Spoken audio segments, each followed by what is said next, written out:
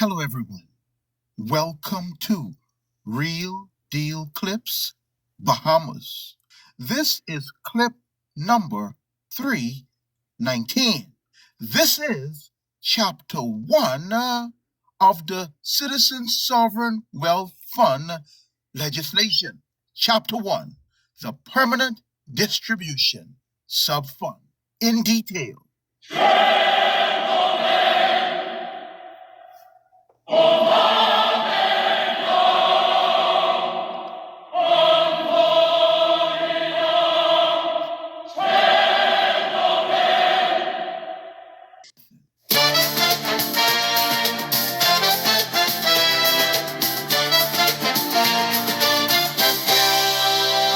From the blue of the ocean to the sunlit shore, Bahamian wealth is knocking at the door. Natural treasures in our hands to claim. We're building a future where all... Listen and listen carefully. I could put this now, where every sheep and goat could understand what was done in this presentation. The legislation was written, but to fit the forum that we held, the legislation was reversed, engineered, and presented to the general audience and public.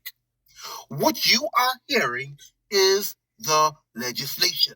It's not a speech, it's a legislation. It's the legislation. But it was formatted for this town hall setting. So we are not proposing a pie in the sky.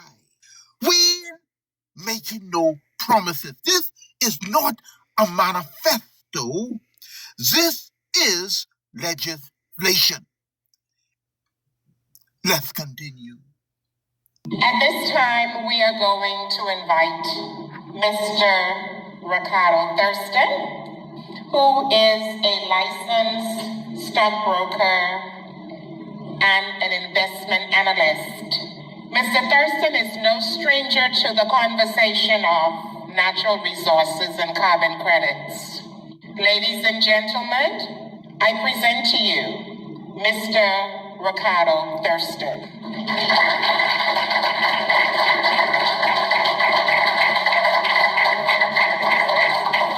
Okay, good night, and thank you guys for coming out.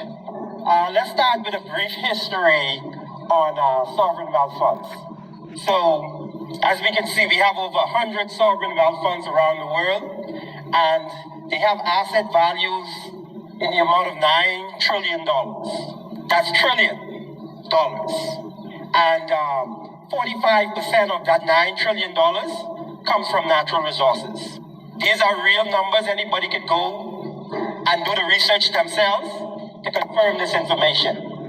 We had a sovereign wealth fund. It was contemplated in 2014. And some of the provisions in that sovereign wealth fund dictated that the government had no control over that sovereign wealth fund. That sovereign wealth fund was instituted in 2016, and it was repealed in 2022 and replaced with a national investment fund that the government of the country controls. Well, correction. The Prime Minister and the Minister of Finance controls. So they repealed the sovereign wealth fund that we had, and they replaced it with something that they controlled. We all know, based on that study from the University of Michigan, that we're talking about carbon sinks valued at $156 billion. That is the asset that we're talking about. And we determined, as citizens of this country, that we needed to take the bull by the horn, because we cannot monetize these resources if we don't have a bank account. We have the ability to map out the carbon sinks. We also have the ability to take those carbon sinks to market. But we don't have the bank account for when the transaction is completed to put that money into that bank account. Ladies and gentlemen, welcome to your bank account. the Citizen Sovereign Wealth Fund.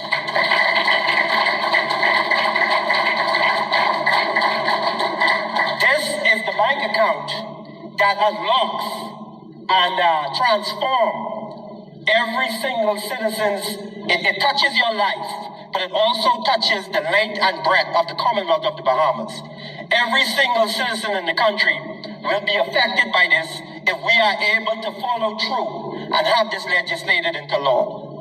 This is your bank account, the Sovereign Wealth Fund. We have to be represented by one voice. We have to speak with one voice as a people. We also have to project our vision in a oneness in order to accomplish this mission. This is a mission for the entire country. If you are a citizen of the Commonwealth of the Bahamas, this is our mission. This is the call of our generation. So I invite all of you to get on board, and we will walk through this vision plan that is very comprehensive. And the details of it, we will continue to work through those details as we go further on doing presentation after presentations. We have structured the Sovereign Wealth Fund, and the Sovereign Wealth Fund is essentially the bank account. That's the bank account. And we've created some funds from that bank account that affect every single issue in the country. On this side of the Sovereign Wealth Fund, this would be my right to health. All of these funds are related to social engineering of the country. We have the Permanent Distribution Fund. We have the Climate Change Adaptation and Mitigation Fund. And we have the Citizen Healthcare Fund. The other two funds are related to financial engineering of the currency, which is the Citizens Investment Account Sub-Fund and the Citizen Savings Sub-Fund. And we will go through each of these sub-funds in great detail. Each of these sub-funds take down a portion of what is in the Sovereign Wealth Fund. So 100% of the proceeds go into the Sovereign Wealth Fund. And then you have the Permanent Distribution Fund that takes down 30% of what goes into the Sovereign Wealth Fund. You have the Climate Change Adaptation and Mitigation Sub-Fund takes down 10%. The Healthcare Fund takes down 15%. And the other two funds take down 20% each. And we have a 5% retention in the Sovereign Wealth Fund. This fund is designed for maximum security. And I use that word security because once those funds are launched into the Sovereign Wealth Fund, in 5 to 7 business days, they drop into all of these other sub-funds. So anybody who had access to that general account of the sub-funds, of the general account of the Sovereign Wealth Fund, they will no longer have the same access to any of these sub-funds. Separate committees and board of directors are set up for each of these sub-funds. That's the control mechanism that we have to protect your money once it goes in to the Sovereign Wealth Fund.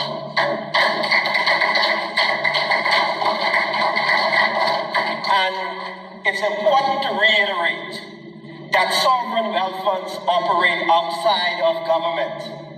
That sovereign wealth funds operate outside of government. That sovereign wealth funds operate outside of government. That sovereign wealth funds operate outside of government. While the government is responsible for legislating and enacting the sovereign wealth fund into law, after that process is complete, the government no longer has any control over a sovereign wealth fund. This is not a government entity. This belongs to the people. This is not a government entity. This belongs to the people. This is not a government entity. This belongs to the people. So let's take a look at the Permanent Distribution Fund. I believe that this is the fund that that most Bahamians will be interested in. This is a starting figure. We want to get $50,000 to $60,000 in the pocket of every single Bahamian citizen. And I reiterate, Bahamian citizen. And we put measures in place to make sure that we are sending out money to Bahamian citizens. And it starts with a registry, a citizenship registry. And we go back to 1974, the provisions of the Constitution that established citizenship. And we use that as the criteria to build out that registry.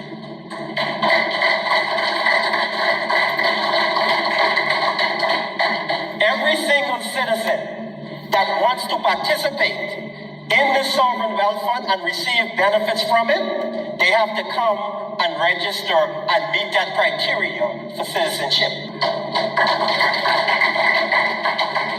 And we are using state-of-the-art blockchain technology to create a immutable ledger, meaning that it's tamper-proof. And we design algorithms based on the provisions of the Constitution, where we can put your documents in and it can spit it out immediately and determine whether or not you meet the criteria as a Bahamian.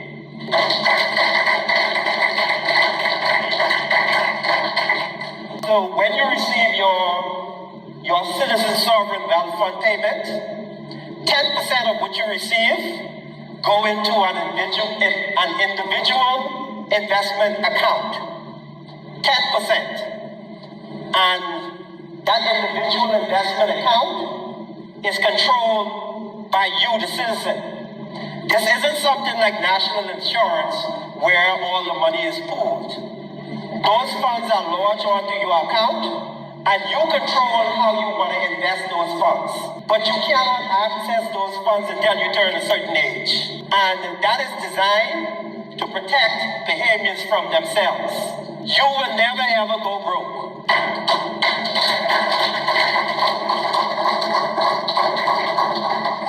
Now let's get into some of the provisions of the Sovereign Wealth Fund eligibility.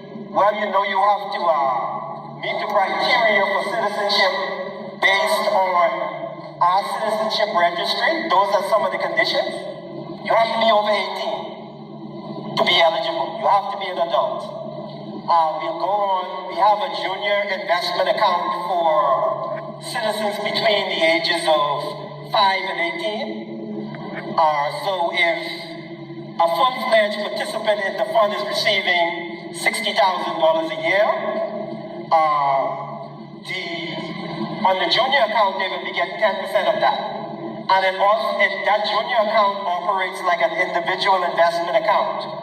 While those funds will go on to that child's account between the ages of 5 and 18, they will not be able to access those funds until they actually turn 21. Because we have a national service provision in the Sovereign Wealth Fund. For citizens who turn 18, they have to do 2 years of national service.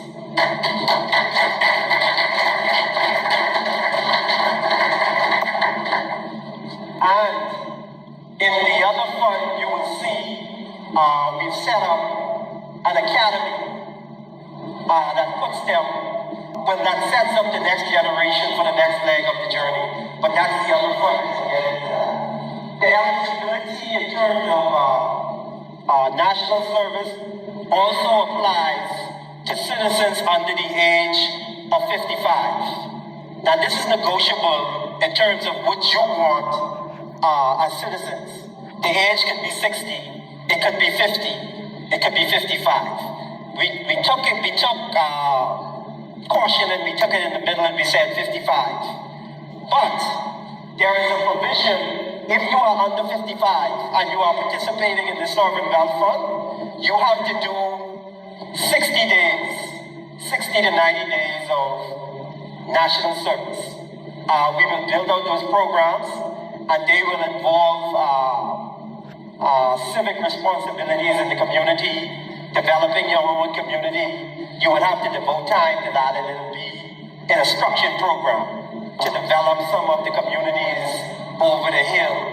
Persons who don't exist in those communities would be required to go into those communities and engage in national service.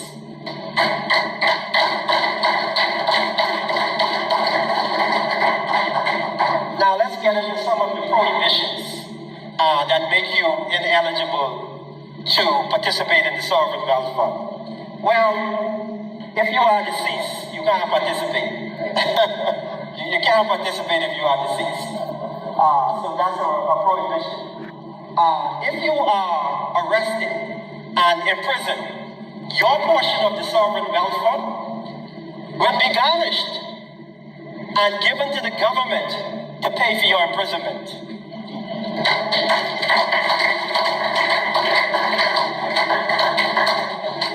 That's a big part of the social engineering to change the mindset, that criminal mindset that we have proliferating in the country.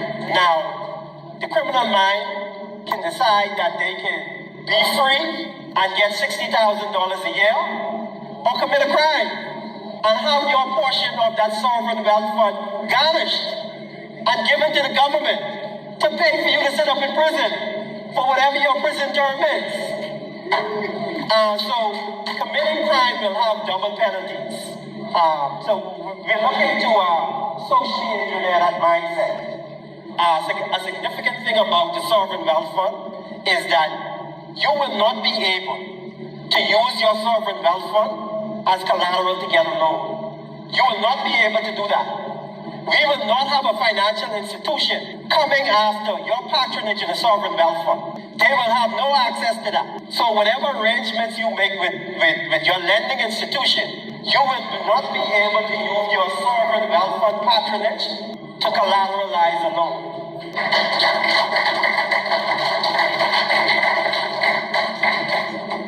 This is what we're looking at. $50,000 to $60,000 per citizen. This is the introduction. And this is only, these figures are only designed as introductory figures.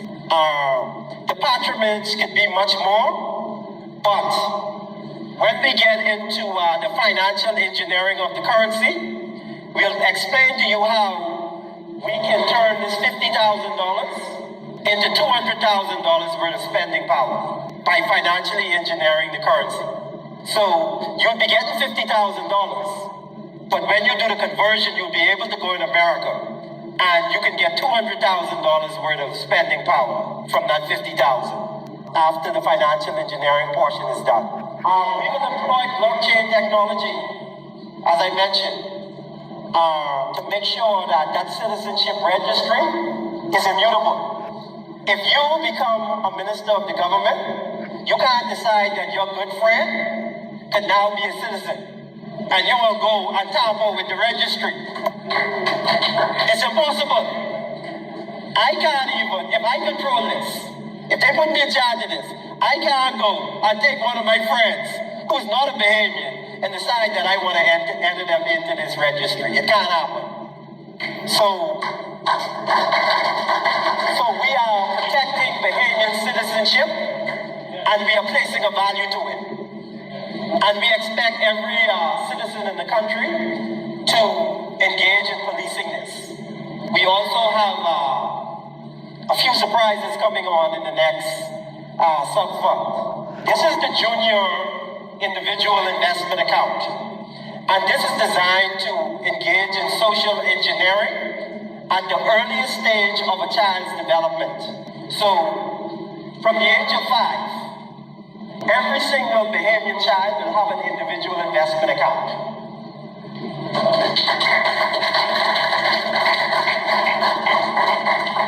The mother and the father will have an individual investment account. There's a purpose for that. We want to change the conversation in those homes. We want the parent to be sitting down with the child and talking about investments with real money. With real money.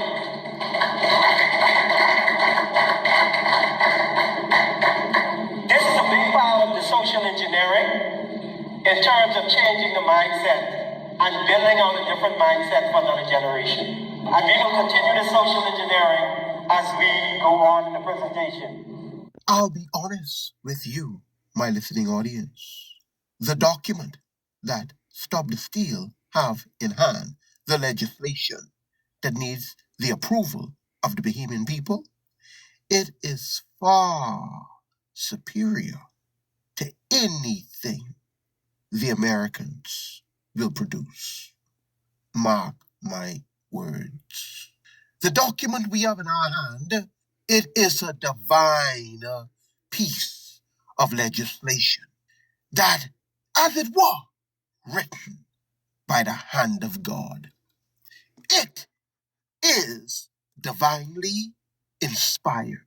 Other way,